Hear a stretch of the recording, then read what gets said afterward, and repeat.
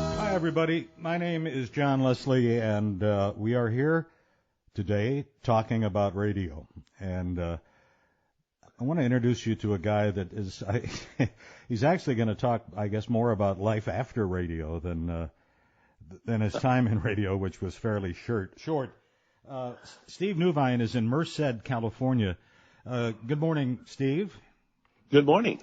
Give us a geography lesson. I'm not familiar with where Merced is.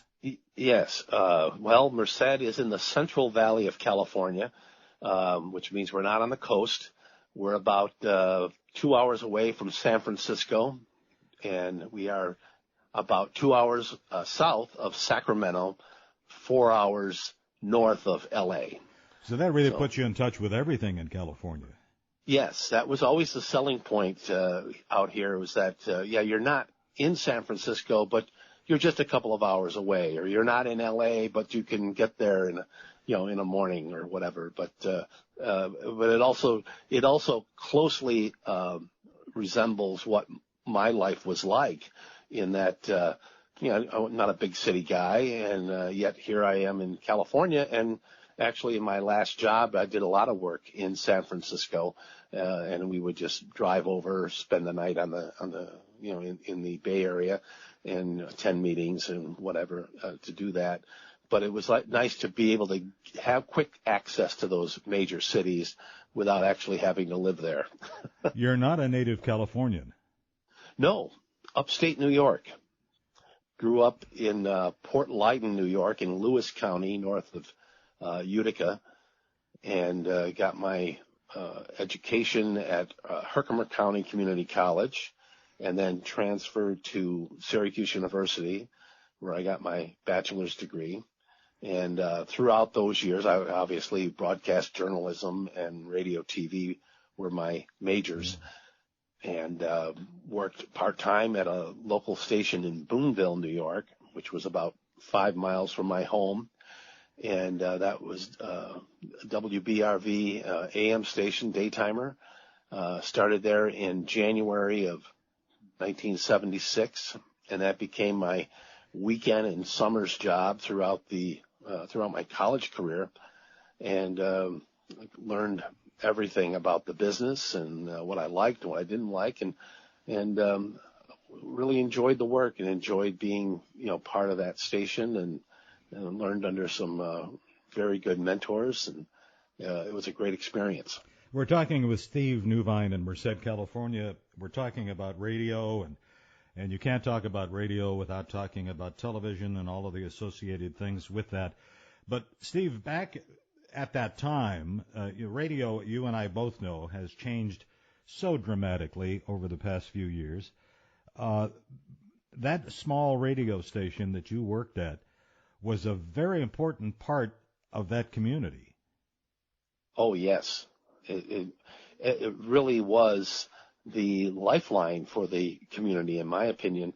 I probably decided on a career in broadcasting, and specifically a career in radio, when I was probably 10 years old.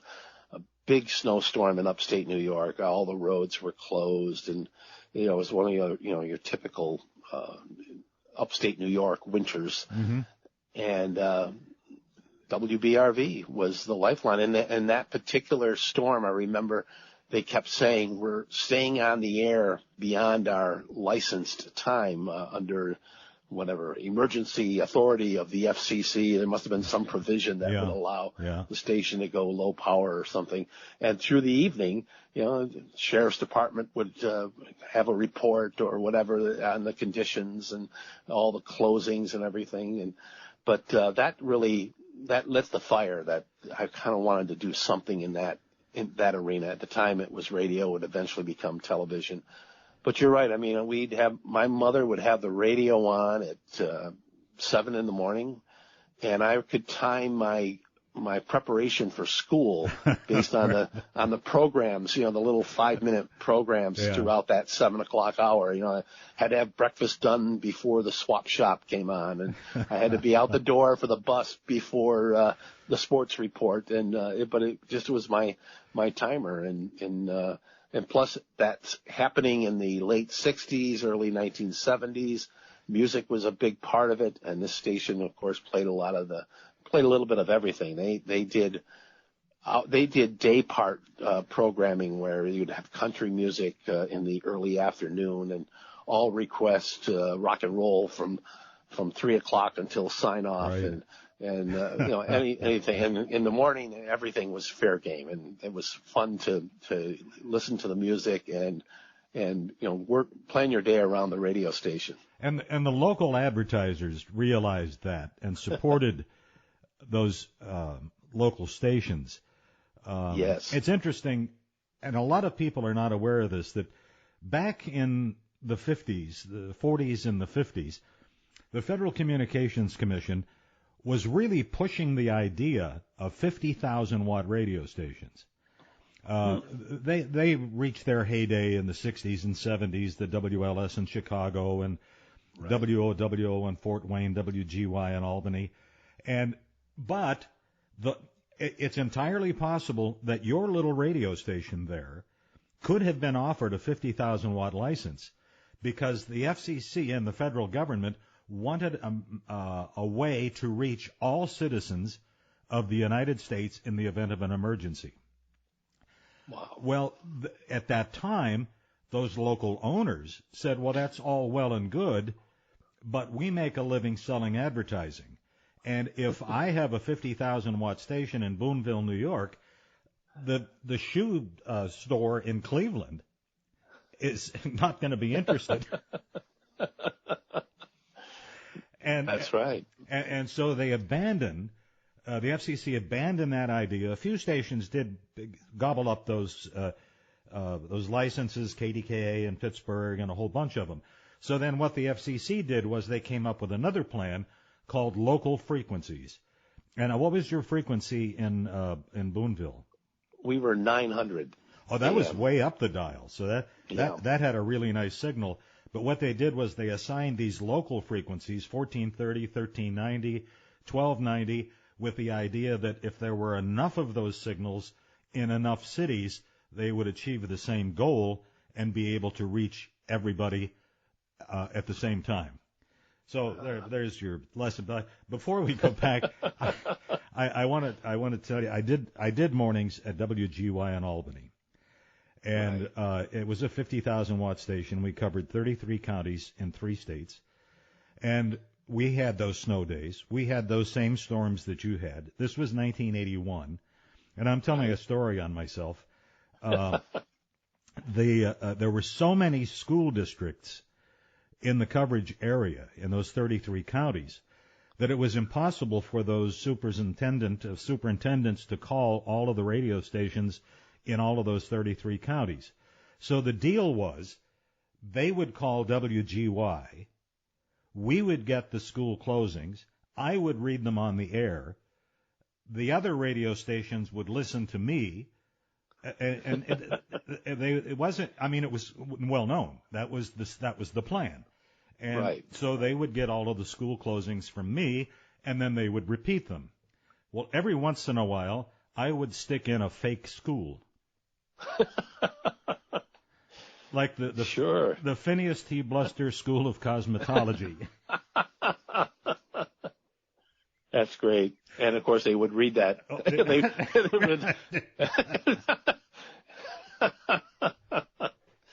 Oh, that's funny. Well, let's go back to it's something. Just about the schools. I remember so many of my classmates. It was all about a snowy day.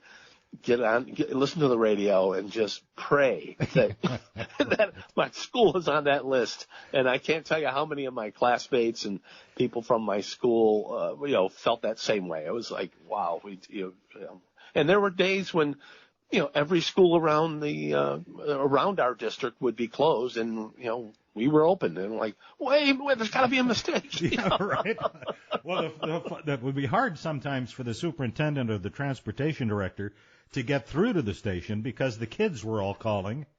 Oh, saying, right. Right. Is my, how come you read my school once and you didn't repeat it? How come, and I would say, call your teacher at home, Oh, That's great. Yeah, and the superintendents, they would have this code word, so we would know that it was really them. Right. When in fact we knew them. I mean, we knew these guys, and so they would call and they'd say, "Snowball."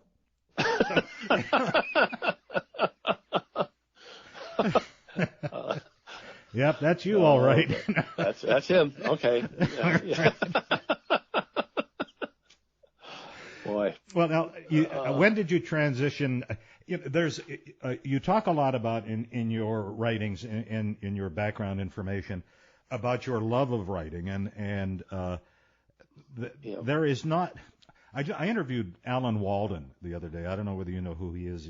He was on NBC Radio and WBAL in Baltimore. He's an excellent writer, and there's not, unfortunately, not a whole lot of writing skill these days in many of the television and radio, mostly television news broadcasts. But that was your passion.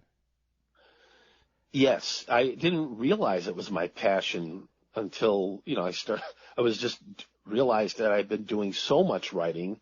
Now, for radio, you had to write news primarily, but occasionally, especially in the summers when I was there as a full timer, write this copy for this shoe store or whatever, and so I was doing a lot of that, and then of course I get into television news and all that, and then you kind of realize, boy, I've done a lot of writing, and then I think something happened to me probably into the latter part of my broadcasting career when I was producing documentaries where we had to write a half-hour program, and you just like stand back and be more thoughtful about how you were phrasing things, and then I kind of realized, okay, that's what I am. I'm a writer, and throughout the rest of my career, and it was actually more outside of broadcasting after I left television, newsletters and travel brochures and things along those lines, and then eventually into some books that I have written, where you just realize, okay, that's my thing, and it is something to look back at it. And everyone, I do columns for a local website here twice a month, and I really look at those as each one is a standalone piece that I didn't.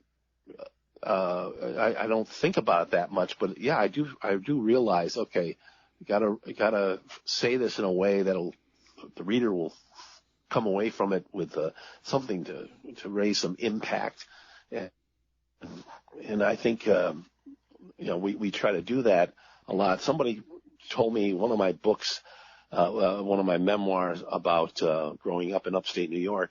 Someone gave me some feedback, said, it seems like each chapter is its own standalone story, a standalone book almost, and I think that's kind of goes back to the broadcast mentality, beginning, middle, and end. You've got 2 minutes to do this story, and when you go out in the morning to do a story for the night's newscast, it's going to be about 1:30, and it's going to be finished whether you're ready or not. You've got to get out there and put it all together, and when an interview falls apart or whatever, you just go ahead and you do it anyway, and you just put your best foot forward in all of that. And I've been trying to keep that in mind when I do these columns. I usually just spend a day, visiting the site, talking to the people, come back. I don't necessarily write it that same day because I have the luxury of time, but my thinking is that we're not going to spend a month on this. Yeah. We're just going to go out there, see what I see, tell the story, and get it on the website. Well, back to the television for a moment too. Sure. I don't know what years you were involved in television. I started in radio. I thought that was going to be my sole purpose in life, but then I went to Youngstown, Ohio, and suddenly found myself on television. I found myself a street reporter, which I loved. I liked the police beat. I liked the fire beat. But then I ended up as an anchor as well. But in that day and age, we didn't have videotape. And the film, particularly the sound on film, and that is the film we shot that had sound associated with it, where we would go out and interview an individual. When we went out to do that, the news director would say, you've got maximum 3 minutes of film. So it wasn't like shoot it and shoot it over and shoot it over and shoot it over. You had to get it right the first couple of times because that's all the film that was available. You know, that's and I worked. I did an internship at WKTV in Utica, and they were doing film. And then briefly at the second station in Huntsville, Alabama, I worked in Binghamton prior to Huntsville. We had film for about 3 weeks, and then we had made the conversion. So I was aware of that. You know, you only had so much film. But it didn't take long when you're working with videotape to realize, you know, think about that videotape as a 3-minute canister of film. Because otherwise you come back in the afternoon, start putting things together, and you've got, 20, 30 minutes of video to look through, and, the clock is ticking. You got to get something going. So I was at least very cognizant of, be efficient, ask the questions you need for the story. We never thought of reshooting an interview, and unless the lighting was poor, or color was off. But it was like do the interview. You'd call the newsmaker ahead of time, say, I'm going to come down and talk to you about this. And they knew you were only going to take about 20 minutes of their time, and 3/4 of that was the setup and tearing down of the microphone and lights, and the rest of it was just get those answers on the tape and move on. And I even use that same thought pattern when I shot home video for my family. When we would go to concerts and all that, I'd say nobody wants to sit through, you had to sit through it live, and that's bad enough. But if you got an hour of the concert, I don't think anybody really wanted to see that. And as a result, we have these nice little vignettes from over the years, and we can watch them all in a matter of an evening if we want to, and not 2 hours of the same concert. Right. That shooting on and on and on, droning on like that is like listening to somebody else tell you about their dream, Yes. It's totally uninteresting, and I've had this philosophy that digital still cameras, and videotape have damaged the art form. Oh, yeah. Because I'm an accomplished amateur. Well, I've been published nationally a number of times, so I guess I'm not an amateur, but I compose the picture in the viewfinder before I make the exposure. I don't keep shooting until accidentally there's a good shot in there. And the news photographers that I worked with over the years in television early on, they knew, particularly with B-roll, they knew what to shoot. And they told the story through their viewfinders.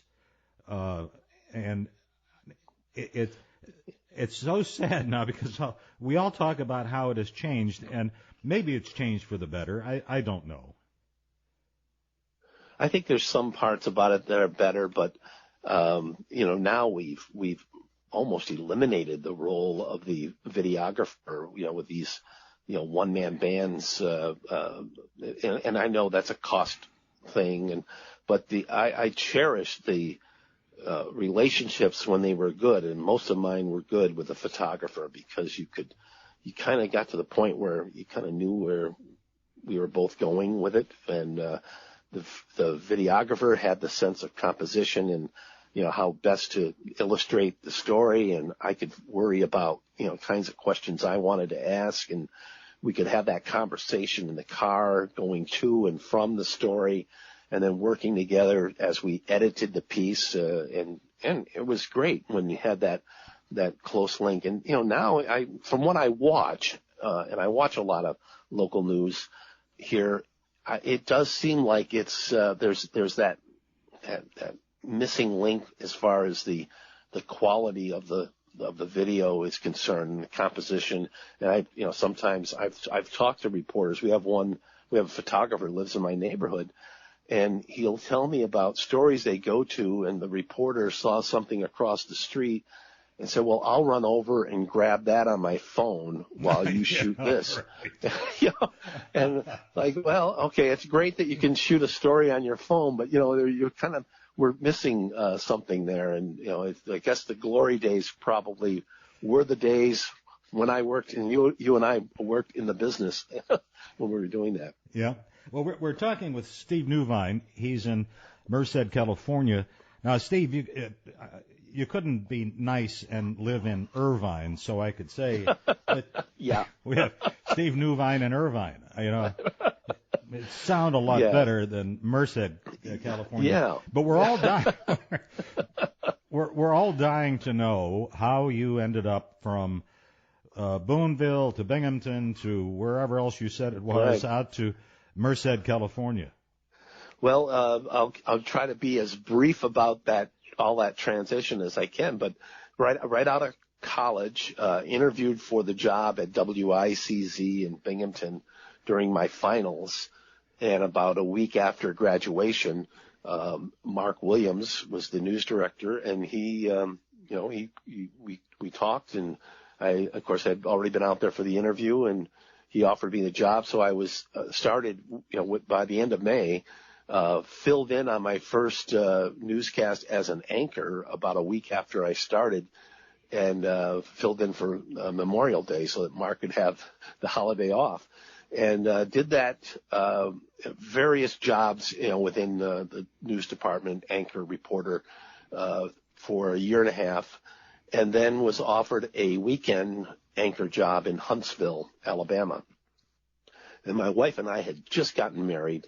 So we were in that period of time like, okay, are we going to establish roots here or there or where? And then this opportunity came up in Huntsville, and it was like, well, gee, that would be an adventure. And, and so U-Haul trailer, the whole works, moved down there. And for 2 years, I started out as a weekend anchor. Then I became the executive producer, which at the time encompassed the assignment editor functions, as well as, kind of being the second in command in the newsroom. And through that 2-year period, I also covered the space beat. We had the NASA Marshall Space Flight Center, and it was the early launches of the space shuttle program. So that was my big takeaway from that 2-year period, was sort of being the space reporter, and really enjoyed that. Then I became a news director in Rockford, Illinois for about a year, and it was in 1983. Rockford, Illinois had the distinction of having the highest unemployment rate in the nation, 21%.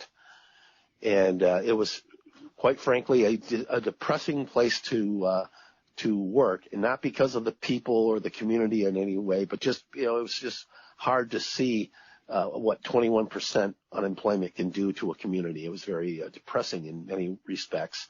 And then I was offered an opportunity to become a senior producer at WOKR, now WHAM TV, in Rochester, New York. And that's where you met Jeff Simic. Yeah, well, actually, I knew Jeff in Binghamton, actually. He was working at WINR Radio. So I knew him, we'd see him occasionally at different events. And I didn't know him well, but then his wife, Jack, was working part-time at WICZ, my station, shortly before I left. I think she was there part-time, and then they had some cutbacks, and her position was eliminated. But 2 years later in Rochester, in walks Jeff Simic, or Brian Simic at that point, because he had to change his name because there was another Jeff at the station. And he came into our station one day talking about some kind of mortgage interest rate search engine that he and a partner had created, and we did a story on that, and kind of reconnected there. But I stayed with WHAM radio, or television rather, which was WOKR at the time, for 8 years. And then I became the executive producer at WROC, Channel 8, in Rochester for 3 years.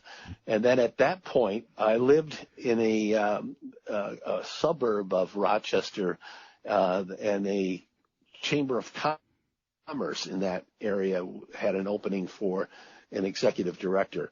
And I thought, well, I think if I want to stay in this area, that I've got to expand my horizons a little, and that the business had grown kind of weary for me, in television, and I said, well, let's give this a try, and they offered me the job, so that meant I could do that, and did that for 10 years. It was a wonderful opportunity at the Livingston County Chamber of Commerce, where I became the president of the chamber.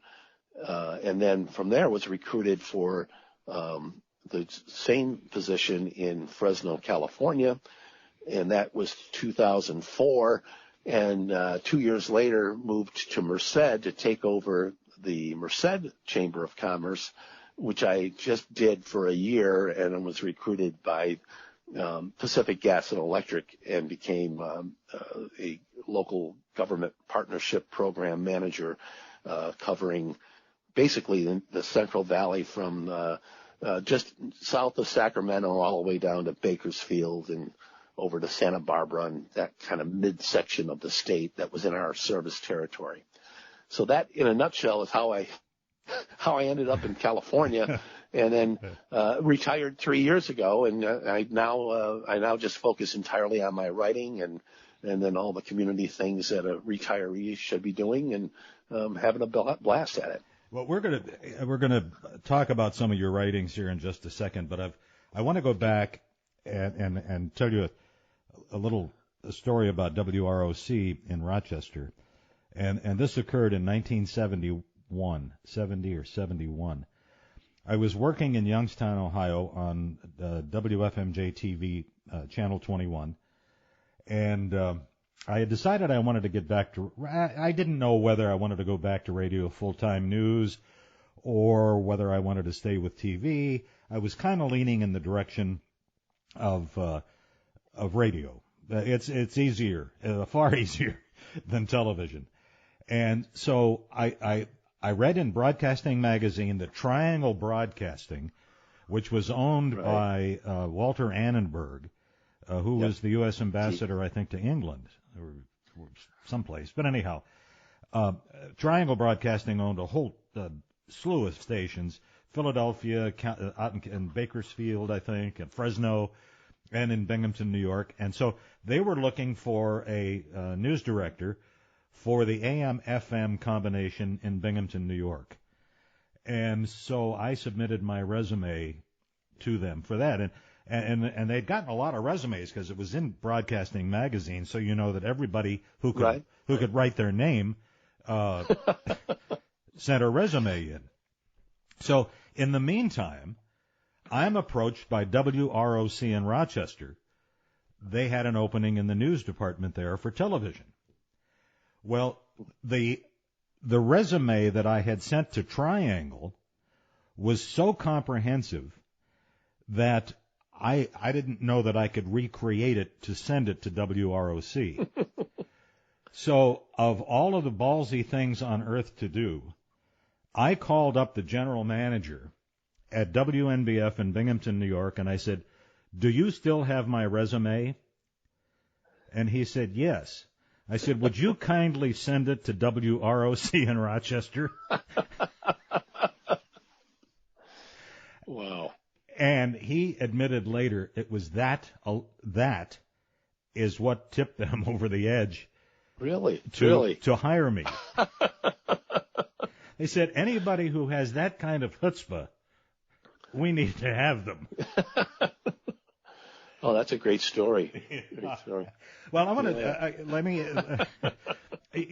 radio and not so much TV. TV is not as freewheeling as radio is, but I have to wonder about your adjustment from broadcasting to the ultra-conservative atmosphere of a utility. Oh yes, big. Well, at least I had the 13 years of Chamber of Commerce work that kind of prepared me for that, because you suddenly, in the chamber world, I used to describe it as, now I'm in the room as big decisions were being made. We would be there for the business perspective on development issues, any kind of government issues. So for 13 years, I had exposure with business leaders, government officials, politicians, all of that, so that by the time I got to the utility, I had that exposure. In fact, that was one of the things that the utility told me, was that one of the things we saw in your resume and in your background material was you have had experience with government officials and campaigns and all of that. And so they just thought I would be the right person to go into a city council office and talk to a council member about our programs and all of that. So it was, I think the whole idea of, in the broadcast arena, I always saw myself as objective, trying to be fair to both sides or all sides. And once you work for outside of that, and you're not, you do have a perspective. It is, how can we best position our company to achieve the goals that are at hand, how this issue impacts our customers. And so I've had that benefit of working with business people on the outside for 13 years, so that when I was ready for this job, and again, this is one of those situations where I sent a resume in, didn't hear back about anything. And then 6 months later, I get a phone call, and it was from a manager in San Francisco saying, we'd like to talk to you about that. Your name came up here. Your resume is here, and I'm looking at it, and I see you've done this and that. So I was already in that realm where, okay, we can do this job, and did it for 13 years. So I was, very happy to do it, and I adjusted quickly. Great. Well, we're talking with Steve Newvine in Merced, California, and as we approach the end of our time here, I have, over the years, people have said to me, "Oh, you've done so many things, you've been to so many countries, you've had so many experiences. Why don't you write a book?" Well, I've thought about that, and I realize I don't have enough relatives to make it profitable. Yes. Yeah. But you're a prolific writer. 10 minutes to air, sign on at sunrise, go where you're needed, soft skills for hard times. How do you think this up? Well, it really was the last career that I had in the public utility arena, where I decided I definitely wanted to do that book that you just described. I've been everywhere, done everything. You ought to write a book. I decided, okay, I'll write a book about growing up in upstate New York, and it was really designed to be the book that I give my children. And this is why your old man said the things he said, did the things he did, and so that's what that was all about. And it was I had attended a conference in the chamber era when I worked for chambers, and I met a man who had self-published a book. So I talked to him during one of the breaks, and he kind of turned me on to this on-demand publishing thing, which really made it easy for anybody to write a book, because you just you don't have to buy 500 books and hope to sell them, like you mentioned, to your relatives. So that just opened the door for me to, okay, how can I do this? My wife was a big help in editing the first book, and my dad was he started buying books and giving them to friends, and I didn't realize he was doing that until I saw my quarterly royalty thing. I said, who's buying these books? And so I said, okay, Dad, we'll take care of that. We made sure the local library not only had a book in this collection, but it had some to sell, and so that he wasn't acting as my agent anymore.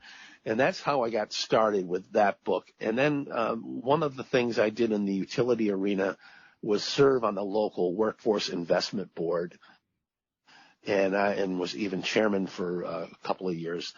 And I kept hearing from the employers who were on that board, and it was by law a private sector majority board. So you had a lot of employers saying, these kids have no idea how to handle a job, how to do a job, how to be at work on time. And it all boiled down to me with soft skills. They lack the soft skills. And I said, gee, my life has been, full of soft skills, and I have experiences from all of my various jobs that maybe I could throw that together and put together a book that would be helpful to folks. And we've been using that particular book, Soft Skills for Hard Times, as a source for a class that I teach every year for disadvantaged adults who are trying to find their way back into the workplace, into regular life. We do a soft skills training through an organization called Love Inc., INC standing for In the Name of Christ, but it's a 16-week program with all kinds of life skills, and I do about a week, sometimes 2 weeks on soft skills. And that kind of led to, telling that story about working at a small radio station, which became Sign On at Sunrise. I made it a novel because I still think that as interesting and as much fun as local radio was for me, that my particular stories were not all that interesting. So I took stories that people had shared with me over the years and wove it together, hopefully in a pleasing narrative about a young man who works at a radio station through his college years. And then that kind of led to a book I did about my year in Binghamton, which was called Stand By Camera One. And I'm writing a book right now about the 2 years that I spent in Huntsville covering the space program, and I hope to have that out later this year. But throughout the last 10 or 15 years, I've probably written about 10 or 12 books. Oh, wow. And yeah, I'm we sell a few, but it's not really about selling them. It's just me having fun and telling stories, which is really. I've been fortunate that through what I'm doing now, writing twice monthly for our local website here, I can kind of emulate those early years of radio and television when I had to turn on a story every day. We have about 2 minutes left, Steve, and if anybody you said that it's not a matter of profit, it's a matter of writing, but it certainly would not offend you if anybody wanted to acquire these books and read them. Oh, absolutely. Yes. How would they do that? Well, they can do it a couple of ways. Some of the books have actually migrated to Amazon, so you can actually go on and search my name and find a few of them. My publishing site is lulu.com. So if you go to lulu.com and put my name in, you'll get all the books that I've written.